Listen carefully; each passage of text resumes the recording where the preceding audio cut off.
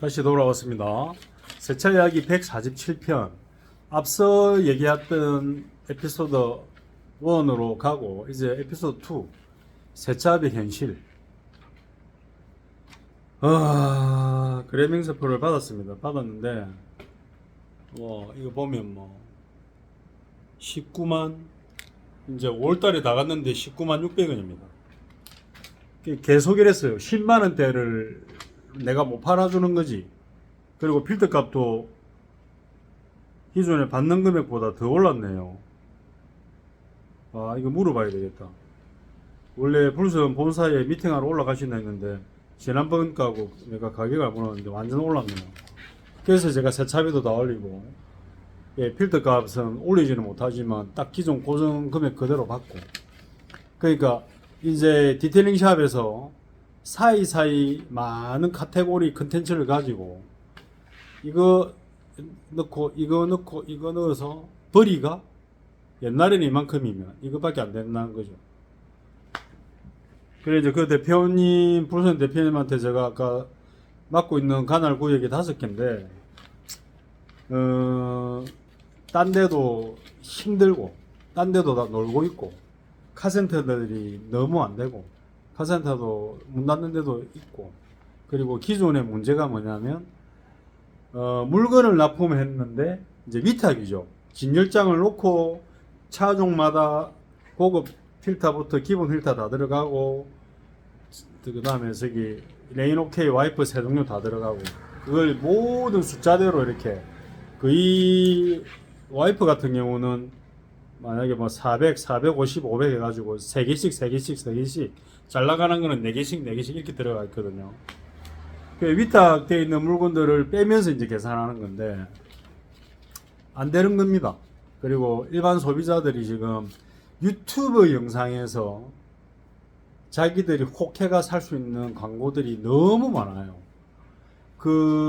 레인 오케이, 하이브리드 오케이, 보면 초발수 와이프가 있잖아요. 저걸 제가 예전에 좀 팔다가 제가 저 기능을 까먹고 이제 안 팔았는데, 요 최근에 유튜브에 그런 게 나오더라고. 유막 제거 유리발수 할 필요 없습니다 하면서 와이프를 해가지고 그냥 왔다 갔다 하면 코팅이 된대요. 그래서 참 그런 거 보면 답답합니다. 왜? 유리면을 깨끗이 관리하고 난 다음에 그 와이퍼를 사용하라 그런 멘트도 없고, 무작정 그 와이퍼를 사용하라 그거지. 근데 저는 저 와이퍼를 적용을 하는 차들이 그 당시에 유리발수를 했다가 유리발수가 약간 지워질 때 했는데, 제가 크게 좋다고는 못 느끼고 가격은 메탈 실리콘보다 몇천 원밖에 안 싼데 굳이 저걸 해야 되냐, 그래서 적용을 안 하고 이제 거의 안 팔고 있죠. 이제 이런 거 액세서리 하나가 소비자들이 이제 다 알아가고, 시멘트 제거제라는 걸 제가 이제 모니터링을 계속 하는데, 결국 이게 산업 현장에, 건설 현장에 사용되고, 집에 스케질 아니면 타일 시공업자들이 사용하는 것들로 있다가 이제 일반 차에 관한 소비자들까지 지금 왔어요. 그런 것들도 이제 사용해 보니까 괜찮고, 세차장에 디테일링샵 가서 몇만 원 안 줘도 되더라. 그렇게 되니까 이제 저 같은 업종에서 옛날에 이만큼 있던 내용들이 확 줄어들었어요. 저는 그래서 이제 어떤 준비를 그동안 해왔냐면, 압축된 제 능력치, 기술력, 경험치를 가지고 그레이드업을 시켜놓고 장비를, 그러면 이런 흐름으로 힘들게 간다 하면 소비자가 원하는 가격대에 작업을 맞춰주는 거죠. 이제 그런 걸로 가는 수밖에 없어요, 먹고 살려면. 그래, 아까 말한 대로 납품을 하시는 그분이 전부 미수가 끌려가지고 100만원, 150만원, 200만원 이렇게 가다 보니까, 이게 제가 31년 전에 정비 처음 시작했을 때 그런 악습을 다시 하고 있는 거지. 그리고 제 근처에 저게 카센터 겸 스팀 레일을 한 대 넣고 세차를 같이 하는 카센터가 있었어요. 근데 제가 얼마 전부터 지켜보니까 문을 열었다가 닫았다가 열었다가 닫았다가 그런 이 대표님도 거기 미수가 100만이 깔려 있대요. 100만이 깔려 있어서 전화를 하니까 뭐 명장 수술했다고 막 그런 소리 하는데, 제가 알기로는 그런 것도 아니고 어떤 운영에 어려움이 있는 거예요. 그리고 뭐 건물주야 일반 상가 건물이나 진짜 계약 잘할 때는 5년인데 애매한 장소는 인식도 아직도 하는 데 있거든. 그러면 건물주가 달세 재계약할 때 올리자 하면은 장사도 안 되는데 150 주다가 200 하자면은 누가 있겠습니까? 그 50만 원을 벌지도 못하는데 그런 현실입니다. 그래서 제가 친한 형님, 그 형님도 제가 89년도 고등학교 부산고등학교 1학년 때 그 형님이 군대 제대해가지고 내가 아는 부산 가야의 9길 정비 앞에 영광 배터리라는 데서 기술을 2년 배워가지고 응궁에 가서 조금 하다가, 그래가 뭐 사람 구하는 거 보고 부산역에 저기 옛날에 김씨 배터리라고 일본식 건물이에요. 그 영감님이 그 동네에 그 당시에 잘했다고 돈을 많이 벌었는데 건물도 사고, IMF 터지면서 그 건물을 이제 그만하려고 손을 놓을 때 그 형님이 그걸 인수해가지고, 그 당시에 91년도 제가 고등학교 졸업할 무렵인데 그때 인수해가지고 그 당시에 5천만 원 주고 인수했다더라고. 그때 큰 돈이죠. 그렇게 해서 지금 30년 가까이 하는데 옛날만큼 사실은 못하다고 합니다, 운영이. 그리고 뭐 여러 가지 여건이나 이런 게 이제 오래된 차만 들어오고 좀 2, 3년 내에 신차급들은 전부 서비스센터라고 가죠. 그러면 새로 창업하는 사람이 과연 승부수가 있을까요? 제가 계속 이 모니터 하면서 어디가 생긴다 하면서 보니까 이런데 왜 생기지 했는데 중앙동 뭐 메인 도로에 아주 조그맣게 차가 들어갈 수 있는 공간인데도 디테일링 샵을 열어서 또 하는 사람이 있고, 잘 되지는 않더라도 자기가 하고 싶어 하는 거니까 그건 할 수 없지만, 체인점인데 굉장히 큰 돈을 주고 스팀 세차보다 일반 물세차, 손세차가 그 초기 오픈 비용이 많이 들어갑니다. 그리고 그 설비 허가 받는데도 돈이 많이 들어가고, 그 폐기물 그 처리 비용이나 그 하여튼 오수 처리 비용까지 아마 들어갈 거예요. 그런 시스템도 정리를 해야 되고, 관할구청에 준비하는 게 너무 많아요. 건물주가 허가를 해줘야 되고, 주변에 저처럼 학교가 있으면 안 되고 뭐가 있으면 안 되고 많습니다, 따지는 게. 근데 제가 알기로 부부가 하는데 12월인가 1월부터 하는데 위치도 좋은 위치도 아니고 인프라가 좋은 것도 아니고, 부두가 쪽으로 아파트 계획이 있지만 지금은 아직도 아파트가 들어오는 것도 없고, 횡한구시인데 과연 저런 데서 될까? 차라리 그럴 바에는 아예 뭐 부산역에서 부산역 가는 메인 도로에 나오면 되는데 그런 데는 세가 비싸니까. 그게 현실입니다. 누군가가 하면 잘 된다 해서 친구가 해서 친구 부부도 하니까 야 우리도 하자, 우리 뭐 하고 뭐 주말에 쉬고 골프 치러 다니고 우리 뭐 백화점 쇼핑하고 뭐 캠핑 다니고 좋은 차 타고 한다. 근데 막상 해보니까 그게 아니죠.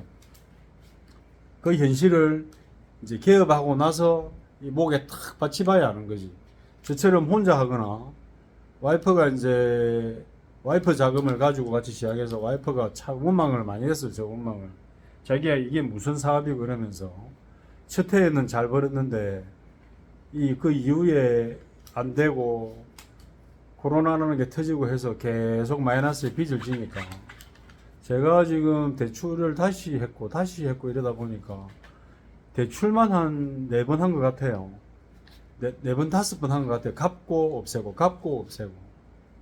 이제 그럴 자신이 있으면 하면 되는데, 그렇게 해서 결국 못 갚는다니까요. 제가 로또 사는 이유는 제발 4천만 원만 되라. 그냥 막 3천만 원도 좋다. 이런 마음으로 살거든.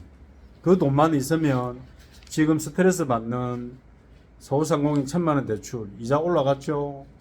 그리고 뭐 10년 원금 상환 분할, 그 다음에 뭐 CDM 하여튼 뭐 수시로 바뀌는 원금이 저 이자가 적용된 게 있어요. 그러니까 매달 다르더라고 그 이자가. 원금을 16만 6천 원 내고 원래 한 10만 원 내는 이자가 또 오르면 또 11만 원 냈다가 11만 6천 원 냈다가 뭐 또 오릅니다 해서 또 12만 원 냈다가 그런 상태로 지금 하고 있습니다. 그래서 이걸 보시면 정말로 세차업 쉽지 않습니다. 그리고 내 자금이 있고 그 어떤 분이 그러시더라고.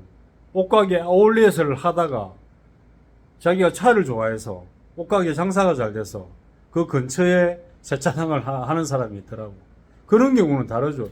여윳돈에 자기가 차를 좋아하고 이거 해가지고 그냥 뭐 가게세 정도만 맞추면 된다 이러면 되는데 진짜 악착까지 해서 돈을 그래도 뭐 벌어야 되고 가족 부양해야 되고 애기들 키우고 되고 하는 입장에서는 하루 16시간을 올인해도 결국은 안 됩니다. 비 오고 장 맞이고 지금 그리고 사람들 주머니에 돈 없고 제 기업에 있을 때 벤츠 E가 제일 많이 나왔죠. E 250, 220 이렇게 지금 E가 없잖아요. 그러니까 헛물 캐는 사람들이 없어진 거예요 지금 한국에. 맛을 봤다는 거지. 그때는 뭐 은행에 돈 빌리기도 좋고 이자도 뭐 3% 밑에고 2%고 이러니까 참 좋았는데 지금은 모든 현실이 깝깝하고 각박하고 순환이 안 됩니다. 순환이.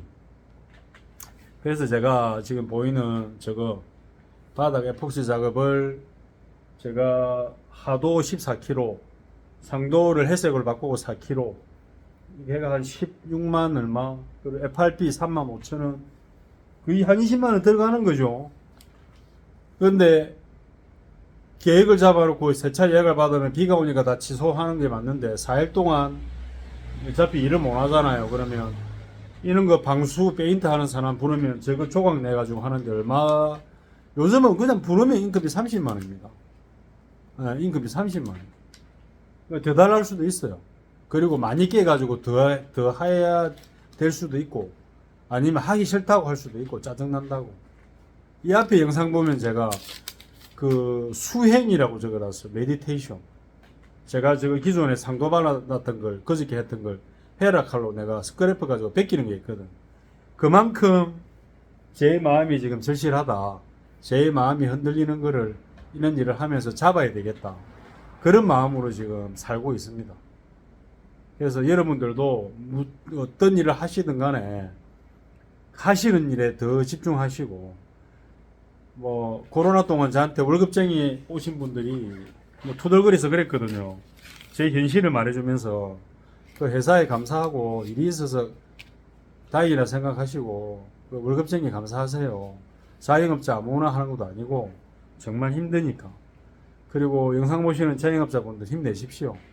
뭐 힘 없는 사람한테 힘내라는 게 아니고 뭐 어쩔 겁니까? 안 할 겁니까? 어쩔 TV 저쩔 TV 하잖아요. 에라 모르겠다고 계속 해야죠.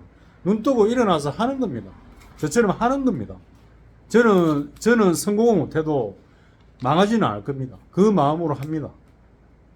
이상 세차 이야기 147편 에피소드 1, 에피소드 2 이렇게 따로따로 해서 한번 허심탄회하게 투덜투덜 이 얘기 저 얘기 하면서 제 마음을 다시 달래봅니다. 보시는 분들은 하시는 일 열심히 하시고 또 주말 내도록 비가 온다니까 또 여러가지 계획이 흐트러질 건데 안전운전 하시고 그 여름철 시야 운전 안전운전 유막 제거 일발수 하시고 에어컨 냄새 에바클리닝 에어컨 필터 교체하시고 그렇게 해서 건강한 여름 준비하시고 나시기 바랍니다. 고맙습니다. 주말도 잘 보내십시오.